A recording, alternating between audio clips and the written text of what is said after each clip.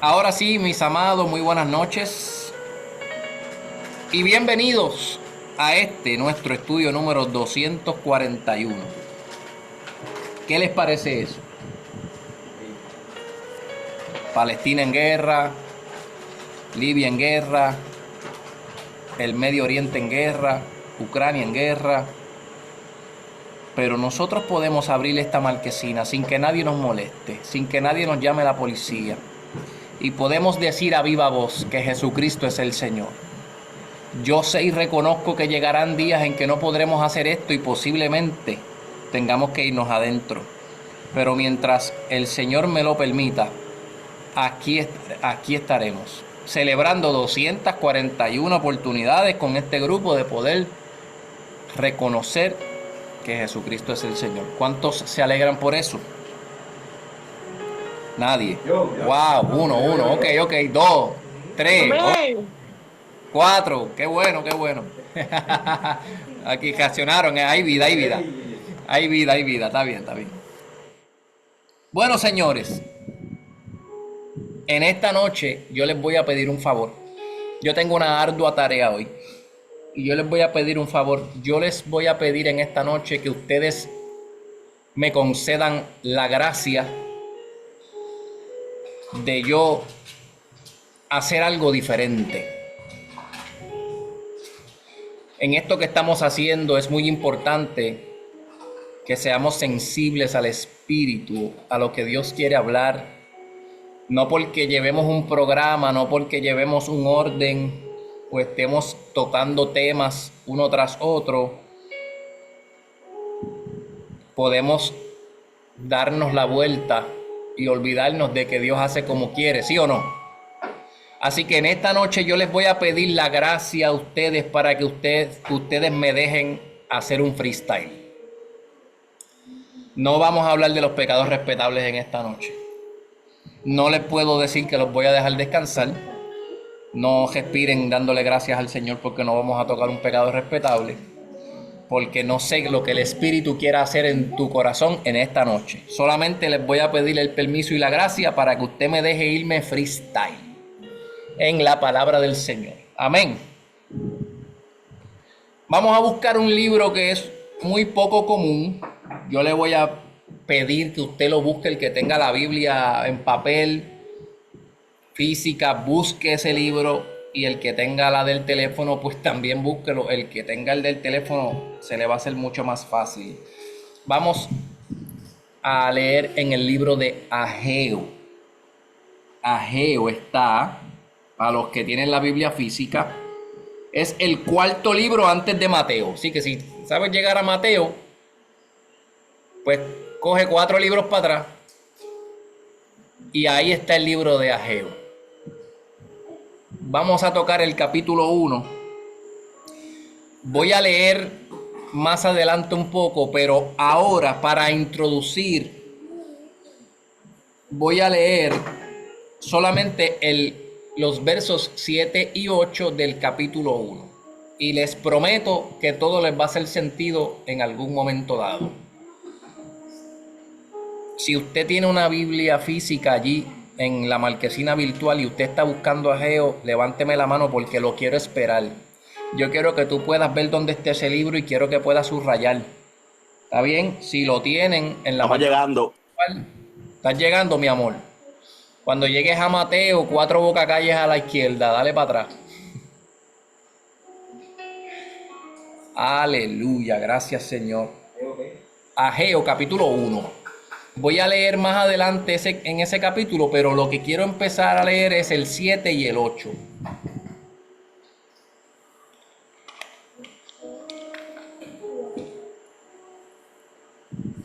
Mami, yo creo que ya está bueno. Amén. ¿Lo tienen? Ahí fue, ahí fue. Ahí lo cogió. ¿Cuántos llevas ya? 4, 20, que quiero que escuches esto. Lo tengo. ¡Lo tengo! ¡Qué lindo! Esa es mi hermosa madre, la que me parió, la que me trajo a este mundo. Dios la bendiga por eso, ¿verdad? Dios te bendiga a ti más. Ageo 1, versos 7 y 8 leen de la siguiente forma. Esto es lo que dice el Señor. Estoy leyendo la Nueva Traducción Viviente para todos aquellos que tienen otras versiones. Como siempre, si usted lee algo ahí que le gusta, tírelo para acá. Esto es lo que dice el Señor de los ejércitos celestiales. Escucha, miren lo que les está pasando. La palabra de Dios, ¿cree usted que es verdadera? ¿Puede Dios equivocarse en lo que dice? Dios está dando un mandato bien claro. Y me encanta que Ageo está escrito en prosa. Cuando Dios quiere expresar su pensamiento, el autor escribe en prosa. Cuando Dios quiere expresar sus emociones, el autor escribe poemas y canciones. ¿Qué significa que esto esté escrito en prosa? Que esos símbolos de exclamación están ahí porque así Dios se lo dictó al profeta. Miren lo que les está pasando.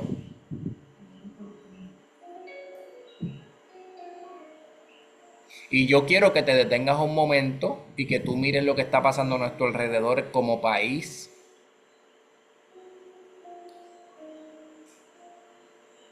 Y que de momento también mires un poquito de lo que está pasando alrededor de tu vida. Mira lo que te está pasando.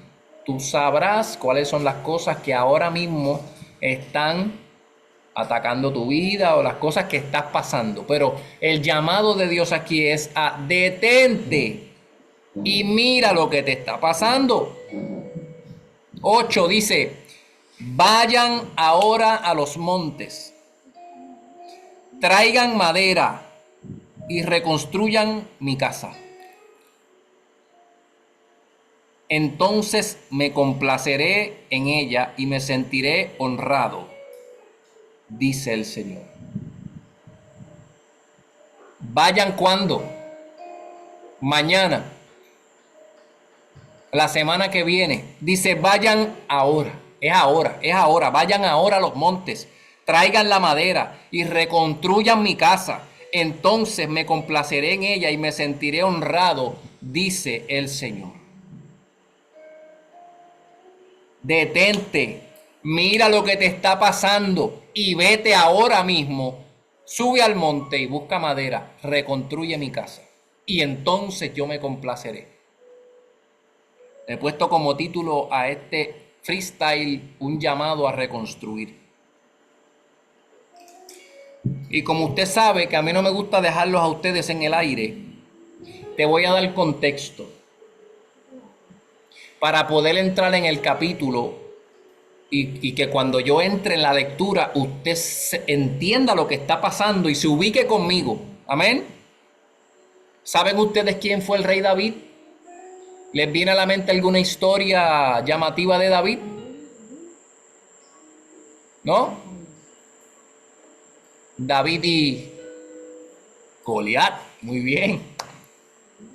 ¿Viste? David, el rey David, ¿verdad?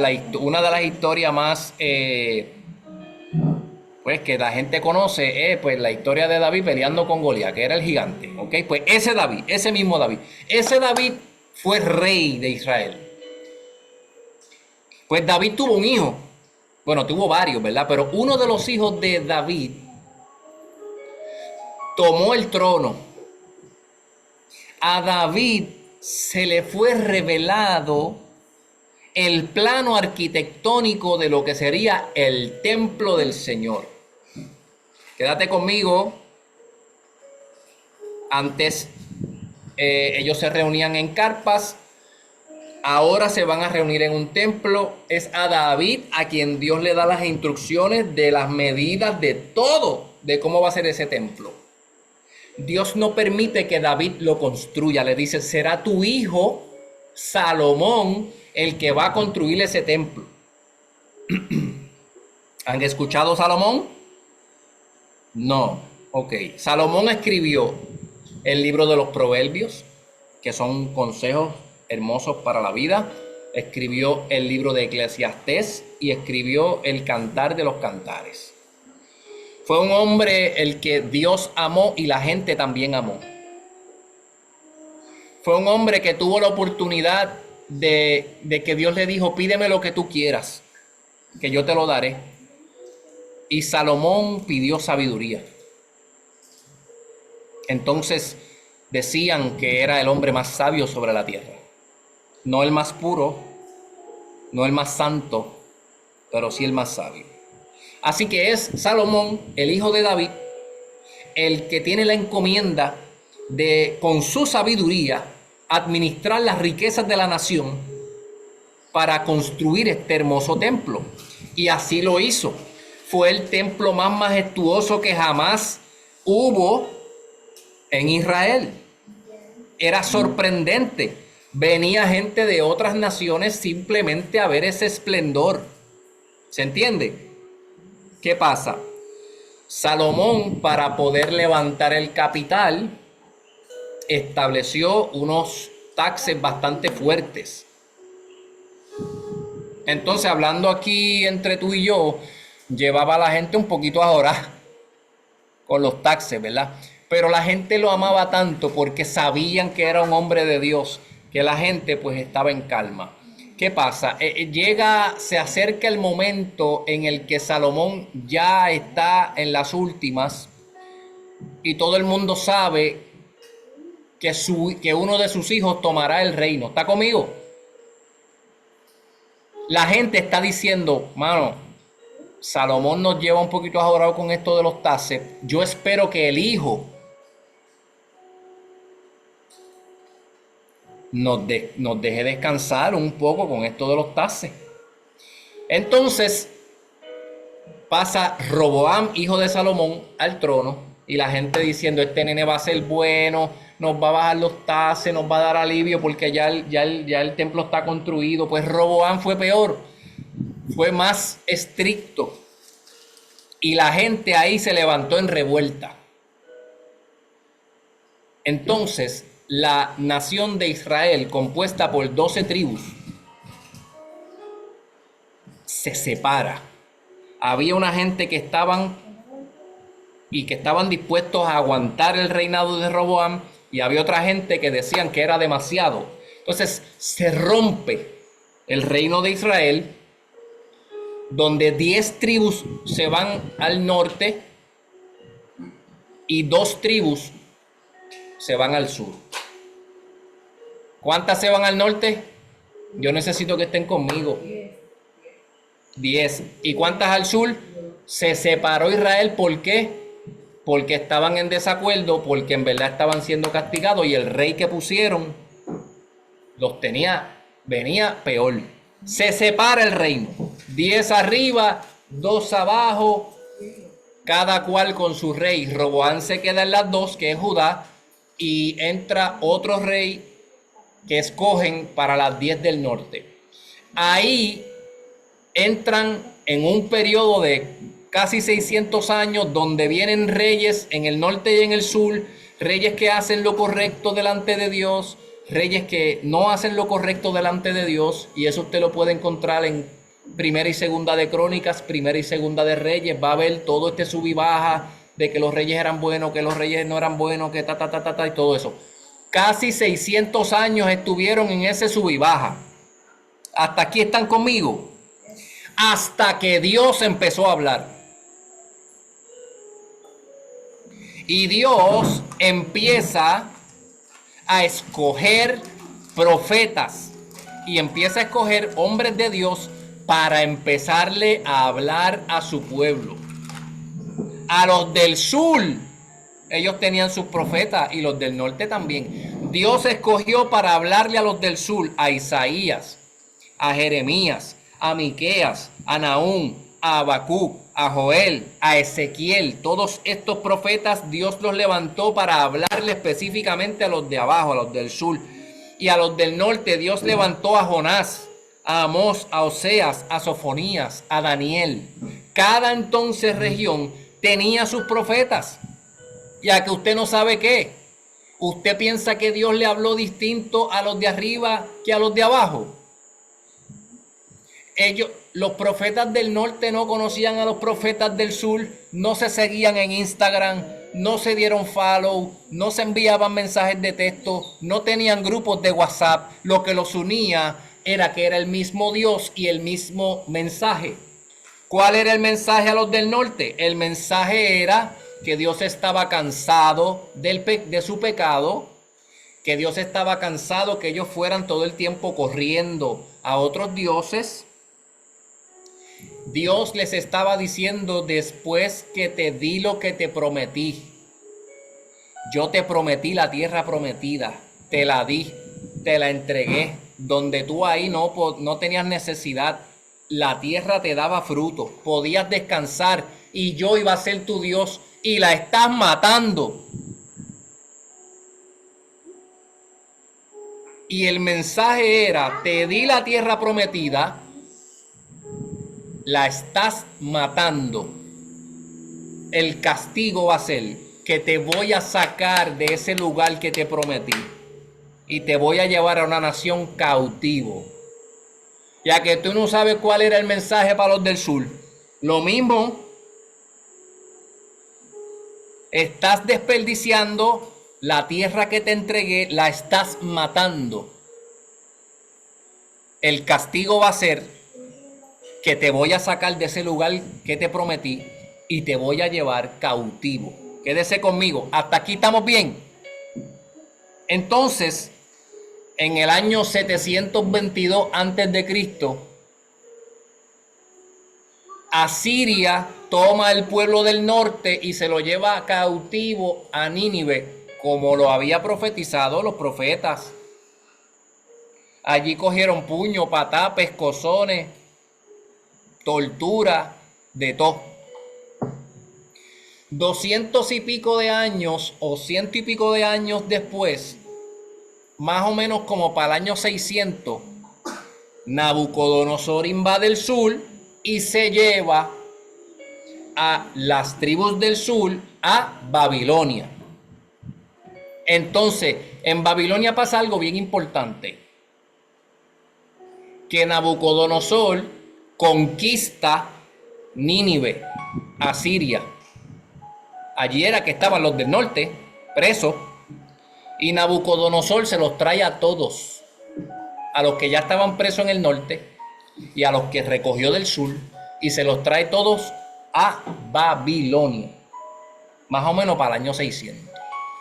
Jeremías profetiza y dice que ese destierro iba a durar 70 años. Oye, la pegó, ni un año más ni un año menos. En el año 538, 70 años después de la captura del sur, Ciro, que era el rey persa en ese momento, le da carta a los desterrados a que regresen a Israel. Ciro era un rey que respetó el Dios de Israel. Tuvo que haber visto cosas pasar entre ese pueblo que lo hicieron respetar al Dios de Israel. ¿Sí? Les da la verde, regresen a su pueblo. Les dio chavo, les dio alimento, les dio semilla, les dio todo lo que necesitaban para que ellos regresaran a su pueblo natal, Jerusalén, y que ellos pudieran reconstruir otra vez el templo. El viajecito era corto, papi. Eran 4 meses a pie. Y ese primer grupo que salió de Babilonia fueron como 50,000 personas. 50,000 personas altas de chavos, de oro, de semilla, de comida, de burro, de gente. Todo ese viaje, 4 meses. Let's go. Llega Zorobabel, que era el líder de Israel. Llegan a Jerusalén. ¿Qué encontraron allí cuando llegaron? Una ciudad destruida. No habían árboles, estaba todo quemado. No habían estructuras, solamente estaban las ruinas del templo, las ruinas de la muralla. Ese grupo de gente que llegó, la mayoría era gente que habían nacido en Babilonia. Ellos no vieron el templo de Salomón. Pero dentro de esos 50,000, que habían gente que habían ido al norte allá a Nínive y habían otros que habían llevado a Babilonia, de los que regresaron, había gente que sí había visto el templo. Y dice que lloraron amargamente cuando vieron aquello destruido. Escúchame, Babilonia era el Nueva York, era la potencia, estaba en su pic, había negocio. Los israelitas que estaban en Babilonia se pusieron a trabajar, había buen negocio. No todo el mundo quiso regresar a Jerusalén a reconstruir un país que estaba destruido. Muchos se quedaron. ¿Quiénes creen ustedes que fueron los que quisieron regresar a Jerusalén?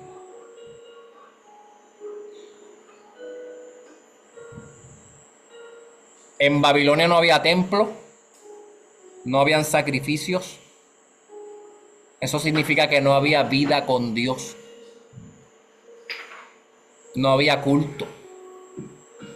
Aquí es que nacen las sinagogas, donde ellos se reunían en un lugar a orar y a leer las escrituras. That's it. Orar, leer las escrituras, nos vamos. Pero no había vida con Dios. ¿Dónde estaba el templo? En Jerusalén.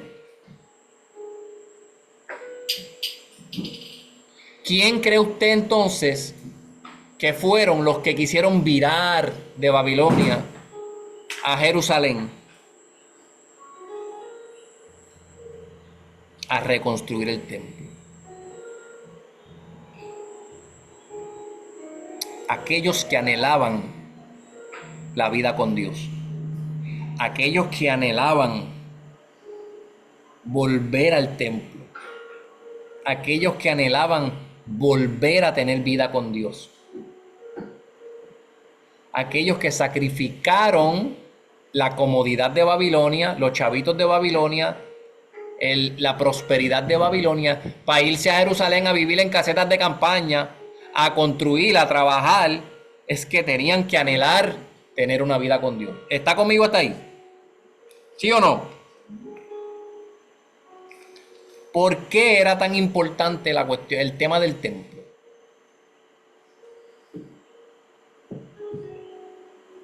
Esto está caliente aquí hoy. ¿Por qué era tan importante el tema del templo? Y yo les prometo que esto va a hacer sentido ya mismo. Es que no me gustaría entrar y que usted se me pierda. ¿Por qué es tan importante el tema del templo? Ok, Dios es santo. Dios es santo. Si Dios es santo, significa que está separado de lo vil, separado de lo sucio, separado de lo que no es santo, sí. El templo era el lugar que Dios había escogido y había separado, el lugar santo donde Él podía estar. Era el lugar más cercano donde Él podía estar a los hombres. Era el lugar que Dios había escogido para encontrarse con el hombre. No en otro lugar. No en la casa, no en Babilonia, no en Nínive, en el templo en Jerusalén. Era el lugar que Dios había escogido para encontrarse con el hombre. ¿Se entendió? Si no hay templo, no había donde encontrarse con Dios. De hecho, Ezequiel en una de sus visiones ve la gloria de Dios levantarse de Jerusalén e irse. Ese fue el verdadero precio a pagar por el pecado de Israel. Te di la tierra, la estás matando, no me escuchas, no me amas, no me buscas, pues me voy. Y eso fue lo que pasó. Entonces, tener ellos la oportunidad de regresar a reconstruir el templo es la esperanza de que si hago el templo puede ser que Dios regrese. ¿Ellos están seguros de que Dios va a regresar? No, pero si yo le hago casa, puede ser que Él regrese. Quiero que vean el corazón de estos hombres que regresan. Entonces, Ageo es un sacerdote joven que nació en Babilonia, que viene con el corillo de 50,000, porque a él le hablaron de una vida con Dios, le enseñaron, no tenemos templo, pero tú tienes que aprender cómo es que se batía el cobre en el templo, porque si algún día volvemos a tener templo, tú tienes que saber lo que te toca hacer. Y entonces Ageo viene con este grupo que llegan allí a Jerusalén y empiezan a meter mano. Están 2 años construyendo. La alegría, el ánimo que tenían, las ganas de adorar a Dios era tal que cuando ellos terminaron los cimientos, no habían paredes, no había terminado nada, hicieron la zapata. Y cuando terminaron esa zapata, ellos sacaron las trompetas, sacaron los instrumentos, pegaron a adorar a Dios allí en la zapata. Ese era el deseo tan grande que ellos tenían de adorar al Señor.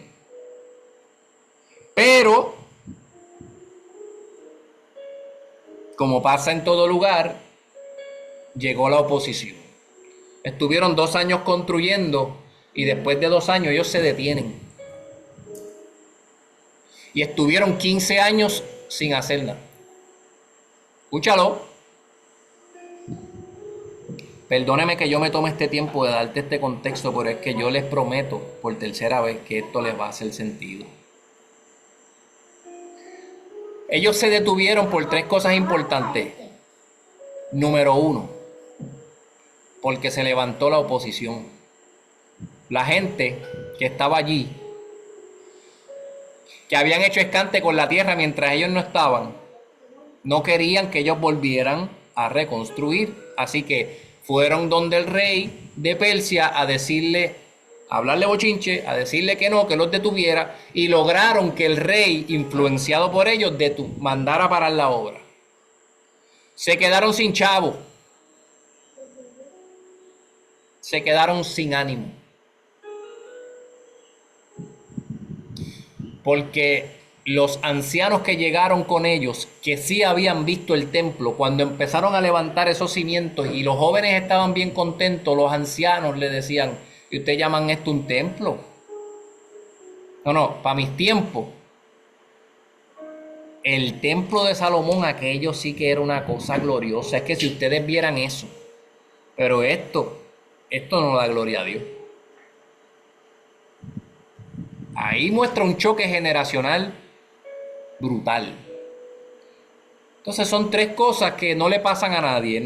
A ninguno de nosotros se nos levanta oposición. Ninguno de nosotros tenemos escasez económica para hacer todas las cosas que quisiéramos hacer para Dios y para nosotros. Y tampoco tenemos gente desanimándonos, ¿verdad que no? Ahí, en ese periodo de 15 años que no hicieron nada, ahí es que Dios levanta a Ageo con un mensaje poderoso, con un llamado a reconstruir. Y ahora entonces podemos entrar al capítulo 1 de Ageo y te voy a leer del verso 4 al verso 10. ¿Me acompañan? Verso 4 al verso 10, capítulo 1 de Ageo. Mira cómo rompe este mensaje profético para esta gente. ¿Por qué viven ustedes en casas lujosas mientras mi casa permanece en ruinas?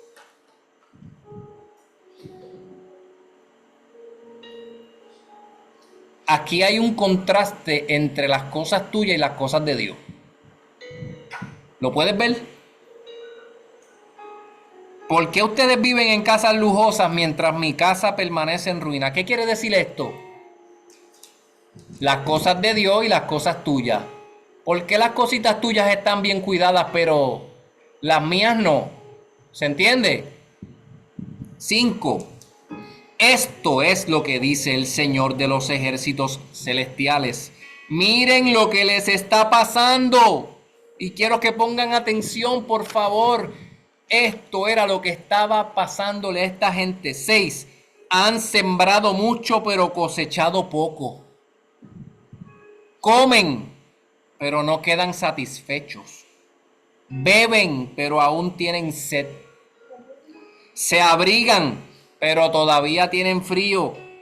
Sus salarios desaparecen como si lo echaran en bolsillos llenos de agujeros. ¿Cómo yo le llamo a eso, Vero? ¿El síndrome de qué? El síndrome del bolsillo roto. ¿Quién está hablando aquí? Dios. Entonces vuelvo y te hago la misma pregunta que ahorita. ¿Dios miente en lo que dice? Si Dios dice que esto es lo que le está pasando a ellos, ¿será la verdad? ¿Será esto lo que realmente les está pasando a ellos y ellos no se han dado cuenta? Y Dios les está diciendo, detente, papito. Entonces, dime tú, ¿de qué habla esta situación, este estado en el que están? Mira, tú siembras mucho y cosechas poco. ¿Qué es eso? Profit o déficit. Si siembras mucho y cosechas poco, déficit, escasez. Mira lo que dice, comes pero no te satisface. ¿De qué habla eso? Insaciable. Bebes pero no te quita la sed. Te abrigas pero como quieras te da frío. Trabajas y lo que te ganas no te da. Escasez e insaciabilidad. No te satisface, no te sacias. La realidad de esta gente es que estaban en escasez y eran insaciables. Tenían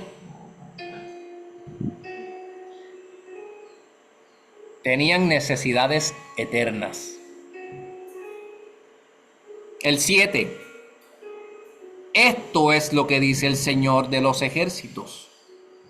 Miren lo que les está pasando. Vayan ahora a los montes, traigan madera y reconstruyan mi casa. Entonces me complaceré en ella y me sentiré honrado, dice el Señor. El 9. Ustedes esperaban cosechas abundantes, pero fueron pobres. Y cuando trajeron la cosecha a su casa, yo les hice desaparecer con un soplo. ¿Por qué? Porque mi casa está en ruinas, dice el Señor de los ejércitos. Mientras ustedes se ocupan de construir sus elegantes casas. ¿Usted está entendiendo lo que está diciendo Dios aquí? ¿Cómo estaba la casa de esa gente? ¿Ah? Ajá. Lujosas. Entonces estás usando los chavos en algo. Estás usando tu salario. Estás utilizando tu chavo en algo. ¿En qué? En bienes para ti. Y Dios está molesto porque ¿qué? Porque te estás ocupando de tus cosas, pero no te estás ocupando de las cosas de Dios. 10, por favor, subraye si tienes un Magic Marker. Es por causa de ustedes que los cielos retienen el rocío y la tierra no produce cosechas. ¿Por culpa de quién? De Dios, de la oposición, de que no llueve, de que el jefe es malo, de que te pasó lo que te pasó cuando chiquito, de que naciste en un hogar complicado, de que tienes una familia disfuncional. Es por causa de ustedes que los cielos retienen el rocío y la tierra no produce cosechas. ¿Por qué? Porque se están ocupando de sus cosas y no se están ocupando de las cosas del Señor.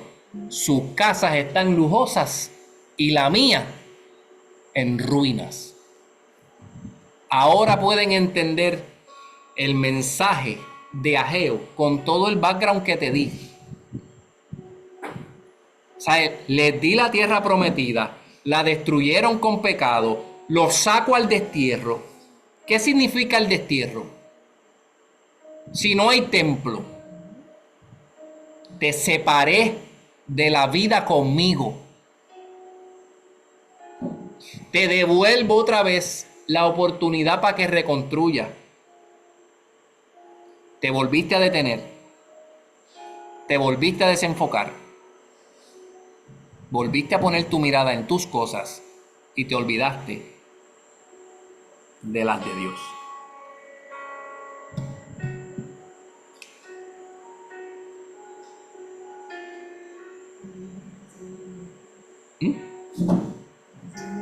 Muy bien. El resultado de no cuidar la tierra prometida fue que Dios se marchó. Yo no sé si tú puedes ir empatando los hilos de lo que sucede cuando tú te desenfocas de las cosas y cuando te enfocas en las cosas tuyas y te desenfocas de las cosas de Dios. Aquí, en esta historia, el resultado fue que Dios se fue. Entonces, Ahmed, ¿por qué tú quieres que nosotros busquemos las semejanzas con esta gente? Busquemos las semejanzas de cómo esta lectura me aplica a mi vida. Si es que Cristo murió por mí, esto no me aplica porque ahora hay gracia, ahora hay perdón y Él conoce mi corazón. Él sabe cómo yo soy. Él me ama así, como yo soy, porque Dios es amor. ¿Por qué tú quieres que yo me aplique estas cosas si esto es Viejo Testamento? Mira, escúchame bien. Isaías, Jeremías, Ezequiel, estos profetas mayores, esta gente que recibió una revelación sobrenatural, no solamente profetizaron para ese tiempo de ellos. O sea, Isaías, Jeremías, Ezequiel, ellos, imagínate que están viendo un llano y están viendo 3 montañas, 3 picos de montaña, una bajita, una mediana y una alta. Y de frente tú ves que hay 3 picos de montaña, ahí hay 3 montañas. Pero desde donde ellos están, no se ve la distancia entre montaña y montaña. No sé si me explico. Las montañas son sucesos. Isaías, Jeremías y Ezequiel tuvieron visiones de cosas que iban a pasar en el tiempo de ellos. Tuvieron visiones sobre cosas que iban a pasar en el futuro cercano. Y tuvieron visiones sobre cosas que iban a pasar en el tiempo tuyo y el tiempo mío. Ellos vieron esas visiones, pero ellos no sabían cuánto tiempo había entre montaña y montaña, entre suceso y suceso. Entonces yo necesito que tú entiendas y quiero decirte que Isaías y Jeremías y Ezequiel profetizaron cosas para ti y para mí. A ti también te hicieron promesas. Y Jeremías y Isaías profetizaron y dijeron: un día yo les quitaré este corazón de piedra duro que no me deja entrar, y yo les pondré un corazón de carne en los que habitará mi ley, y yo seré su Dios y ustedes serán mi pueblo. ¿Tú sabes lo que significa eso? Eso es lo que significa que Dios está diciendo que iba a venir un día en el que ya Él no iba a habitar en un templo, ni en una carpa, ni en ningún sitio, que Él iba a habitar en tu corazón. Eso fue lo que a ti se te prometió. Ese fue el suceso que Isaías y Jeremías vieron a lo lejos como un pico, pero no sabían cuánto tiempo iba a pasar.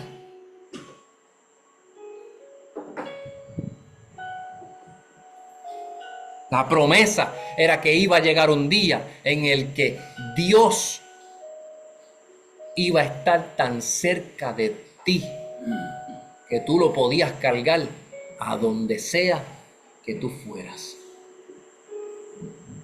Entonces Dios se hizo carne, vivió la vida que tú no pudiste vivir, murió la muerte que te tocaba morir a ti por tus transgresiones y tus pecados, pagó la deuda de todos tus pecados para poder vivir dentro de ti, porque Dios sigue siendo santo y el lugar en que Él habita tiene que ser santo. Entonces, el sacrificio que se hacía en el templo, Dios se lo hizo a sí mismo, entregando su Hijo para ganarte a ti. Y por medio de la sangre derramada de Cristo, ahora esa sangre santifica tu corazón para Él poder habitar en ti. Una de las cosas que sucede cuando Cristo resucita es que se rasga el velo del templo. Es que ese lugar que separa lo impuro de lo puro, que es donde está Dios, es que se rompe. Porque ahora Dios sale de ese lugar separado para habitar contigo y en ti. Entonces Dios te llamó. Entonces Dios te puso nombre, te llamó su hijo. Y yo necesito decirte hoy que a ti también te dieron lo que te prometieron. Tu tierra prometida, tu lugar de abundancia, tu lugar de descanso se llama Cristo. Y yo necesito preguntarte en esta noche, ¿qué estás haciendo con lo que te regalaron? ¿Estás haciendo lo mismo que el pueblo que le dieron la tierra prometida? ¿La estás destruyendo con tus transgresiones, con tu desenfoque? En estos días leía algo sobre una mujer que le sirvió a Dios toda su vida. Muere de cáncer y en el velorio los hijos lloraban y decían: ella que hizo tanto para Dios y mira cómo Dios le paga. Y nadie se detuvo a decir todo lo que Jesús sí padeció por ella. Todo lo que Jesús sí sufrió para que ella pudiera descansar de una vida eterna de tormento y pudiera estar en una vida eterna de descanso. Y traigo esto porque es que se nos olvida. Nos familiarizamos con lo cotidiano. Y comenzamos sin darnos cuenta a vivir como si nos lo mereciéramos. Y nosotros también nos enfocamos de momento en seguir construyendo para nosotros y dejamos las cosas de Dios en ruinas. Por eso es que el mensaje de Ageo aplica a nuestro 2025, porque el mismo mensaje aplica para nosotros hoy. Es que Dios nos dice lo mismo: detente, detente, espérate, detente. Mira lo que está pasando. Mira lo que está pasando a tu alrededor. Mira lo que está pasando en el mundo. Mira lo que está pasando en tu país, donde a lo bueno ahora se le llama malo y a lo malo se le llama bueno. Donde todos los valores ortodoxos, todos los valores bíblicos están siendo poquito a poco desplazados a un segundo plano. Entonces detente, mira lo que te está pasando, mira lo que está pasando en tu vida. Dios les reveló a esta gente su problema, tu escasez, tu no saciarte con nada, tu hambre, tu sed insaciable viene porque te has alejado de mí. Eso fue lo que dijo Dios. Dios no miente. Lo mismo nos pasa a nosotros. Ay, yo no salgo de una para estar metido en otra.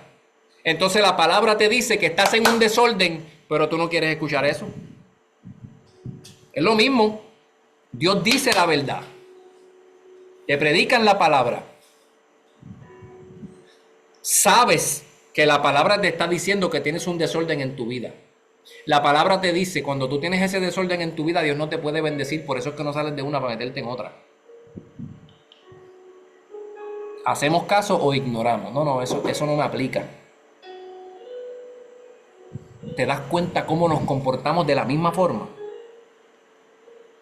Entonces detente, mira lo que está pasando en tu vida. Entonces Dios dice en el verso 8, es ahora. Ve al monte, busca madera y reconstruye mi casa. Y ahí entonces yo estaré complacido.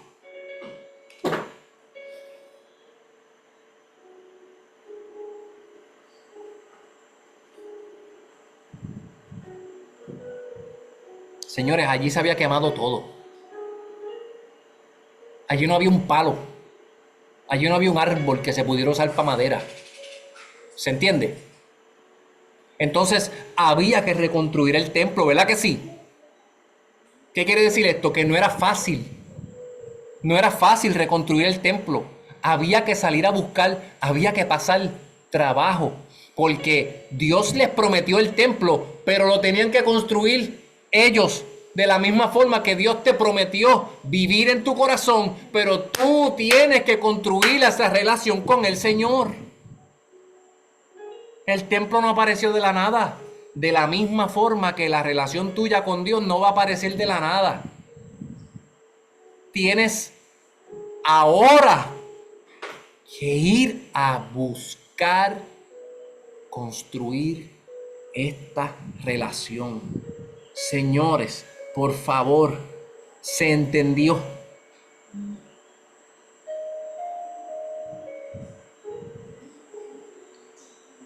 No es una casualidad que Dios le dé la palabra a Ageo y les diga, busca madera. Ageo vio 2 picos y tampoco sabía lo que quería decir. No es una casualidad que Ageo les diga, Dios te dice, vete y busca madera ahora.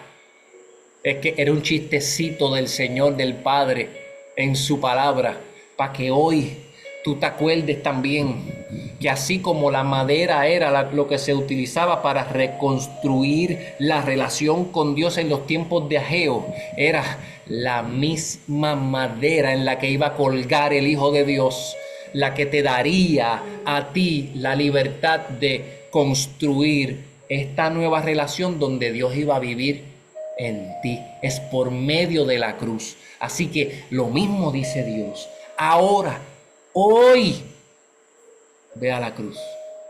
Busca el madero.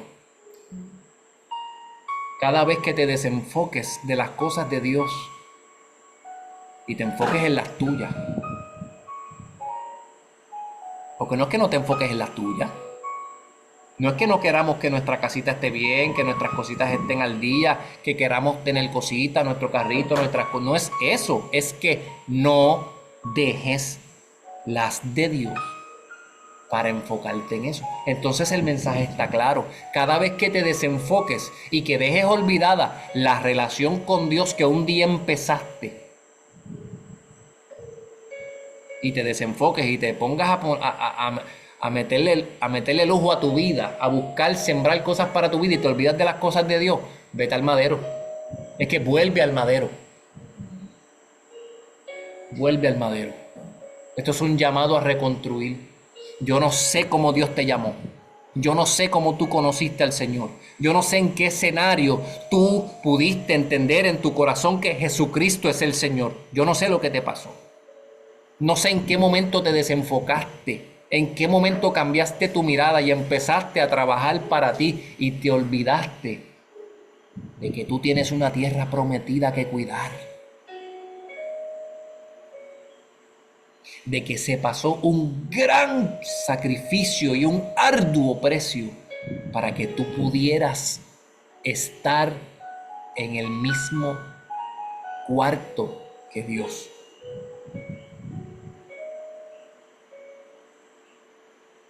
¿Se entendió? Dice Ageo que ellos estaban usando la madera para embellecer sus casas. Pero la madera se supone que hubiese sido ¿para qué? Para el templo. Escucha, la madera que se supone que hubiese sido para el templo, ellos lo estaban usando para embellecer sus casas. La cruz de Cristo no es para resolverte los problemas de tu vida. Las palabras de Dios, el sacrificio de Cristo, no vino para resolverte el problema matrimonial, el problema financiero, el problema de salud, el problema de tus hijos, el problema de tu jefe, el problema de escasez, el problema de enfermedad. No te estoy diciendo que Dios no sea suficientemente soberano como para resolver todos esos problemas, pero la cruz no vino para resolver tus problemas. La cruz vino para entregarte la oportunidad de que puedas tener a Dios viviendo en ti. La cruz vino para resolver el problema que no permitía que Dios estuviese contigo, que era el pecado. La cruz no es para resolver los problemas de tu vida, es para resolver tu relación con Dios. ¿Qué estás haciendo con lo que te regalaron? ¿Será correcto decir que constantemente nos estamos reconstruyendo? Todos los días. Porque no, nunca vamos a ser lo suficientemente buenos como para merecerlo, sino que constantemente nos desenfocamos y usamos la madera de nuestro tiempo, de nuestra atención, de nuestra rutina, en otras cosas y no donde tiene que estar. Y por eso constantemente tenemos que volver a la cruz. Mira cómo te lo voy a poner. Si tú amas al Señor, dime cuántas veces a la semana tú vuelves a la cruz. Dime. Todos los días, tú. Yo voy todos los días. Ahí está. Eso es lo correcto. Pero lamentablemente tengo que decirte que yo tengo gente aquí, en este grupo, que no van todos los días a la cruz. Que han dejado esa relación en ruinas, a mitad. Posiblemente le metieron 2 años y llevan 15 años sin hacer nada, como los de aquí, como los de Israel que estaban en esta lectura. Este mensaje era para alguien, porque a mí ustedes saben que el Señor normalmente no me detiene de lo que ya Él lleva como serie para hacer este paréntesis. A alguien Dios está llamando a reconstruir. Y aunque yo vaya a la cruz todos los días, yo siento que es para mí, primero que para ustedes.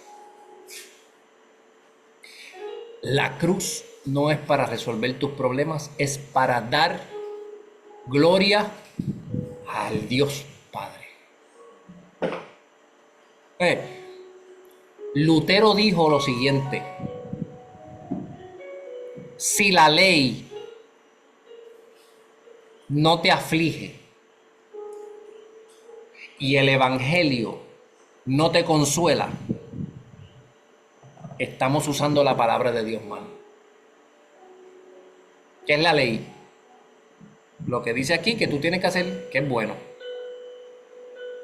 ¿Qué es la ley? Lo que venimos hablando hace 8 meses, los pecados respetables, todas las cosas correctas que están en la Biblia. cómo te debes comportar, cómo debes trabajar con tu carácter, con tu esposa, con tus hijos, con tus hermanos, en tu trabajo, cómo se debe manifestar que has puesto tu confianza en Cristo para el perdón de tus pecados. ¿Cómo se manifiesta eso en tu hogar, en tu trabajo? Eso es lo que venimos hablando. Esa es la ley. Si esa ley no te aflige, de los que están aquí siempre los miércoles conmigo, ¿cuántos salimos aquí afligidos por los pecados irrespetables? ¿Cuántos salimos aquí partidos? Pues tenemos hasta un hashtag escabeche, porque así terminamos como escabeche, porque dijo Lutero que si la ley no te aflige, pero el evangelio te consuela, si eso no funciona así, pues estamos usando mal la palabra del Señor. Porque así es el Padre. Yo no soy papá, pero yo vi a mi mamá meterme un cantazo y después darme un abrazo. Yo vi a mi mamá llorar porque le tocó corregirme con dolor, con tristeza, porque sabía que era lo correcto, pero le dolió. Pues eso es lo que hace un padre. La ley te aflige, el evangelio te consuela. Y ese es el llamado a hoy. Cierro con esto, señores. Yo quiero mostrarles a ustedes la respuesta del pueblo, porque ya yo les dije, le leí lo que Dios dijo, ¿verdad? Lo que Dios vio, la acusación de Dios, esto es lo que están haciendo mal, por esto es que están ahí en el boquete que no salen de una para meterse en otra. Me han abandonado a mí y se han ocupado en ustedes. ¿Quieren acompañarme a ver cómo respondió el pueblo? Y con esto nos vamos. Vamos al verso 12. El capítulo 1 de Ageo. Voy a leer el 12 y el 13.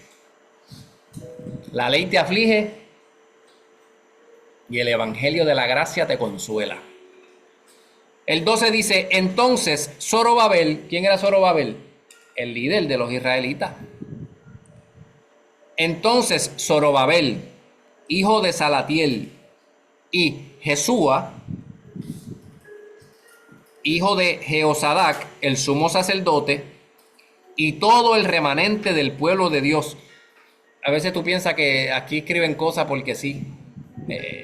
Aquí hay mucha información. Zorobabel era el gobernador. Jesúa era el sumo sacerdote. Y el escritor está diciendo, el gobernador, el líder religioso, el encargado de la salud espiritual del pueblo. Escúchame, el gobernador, el encargado de la salud política y financiera, el sumo sacerdote, el encargado de la salud espiritual del pueblo y todo el remanente del pueblo comenzaron a obedecer el mensaje del Señor su Dios. ¿Qué quiere decir esto? Que el mensaje de Ageo cayó en tierra fértil. Que el gobernador, que el sumo sacerdote y que todo el pueblo entendió que era Dios hablando, que era verdad lo que Dios estaba diciendo y que tenían que volver a construir. Entonces todos comenzaron a obedecer el mensaje del Señor su Dios. Cuando oyeron las palabras del profeta Ageo, a quien el Señor su Dios había enviado, el pueblo temió al Señor. Luego, Ageo, el mensajero del Señor, dio al pueblo el siguiente mensaje del Señor: yo estoy con ustedes, dice el Señor. ¡Wow! La ley te aflige, pero la gracia te consuela. Dale, papi, yo sé que no es fácil, yo sé que estás apretado, yo sé que la estás pasando complicado, pero reconstruye tu relación conmigo y todo te va a empezar a ir bien. Yo voy a estar contigo. No, yo quiero terminar con esta pregunta. Las preguntas los estimulan a pensar un chispito. Si yo le traigo este mensaje masticado y se lo doy ya, pues usted no piensa y usted se va para su casa igual. Creo yo. Escúchame, quiero terminar con esta pregunta.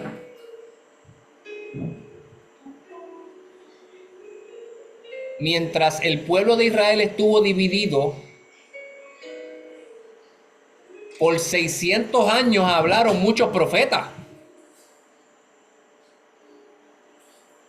Y la palabra de Dios fue similar a esto. Esto es lo que te está pasando. Esto es lo que estás haciendo mal. Arrepiéntete. Regresa. Búscame a mí. Yo estaré contigo. 600 años. ¿Escucharon? No. No le hicieron caso a Dios. Por eso es que se van al destierro. Por eso es que Dios se va. Y mi pregunta entonces es, ¿qué pasó? ¿Qué cambió con esta gente?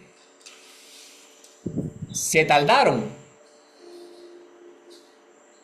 ¿Se tardaron? Pregunto, según el texto, ¿estuvieron sin hacer caso? ¿O dice ahí que comenzaron a reconstruir? ¿O dice ahí que comenzaron a obedecer? ¿Qué pasó? Que ahora obedecieron rapidito.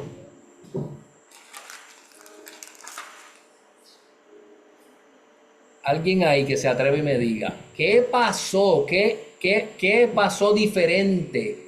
Que ellos cambiaron y empezaron a obedecer rapidito.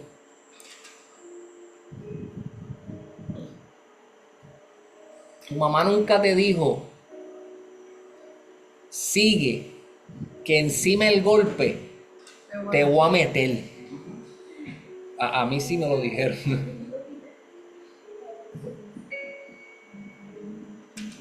Señores, es suficiente que Dios se marche de tu vida. Es suficiente no sentir a Dios en tu vida. Es un castigo suficiente para que cuando recibes una segunda oportunidad, cuando Dios te diga, camina, tú camines.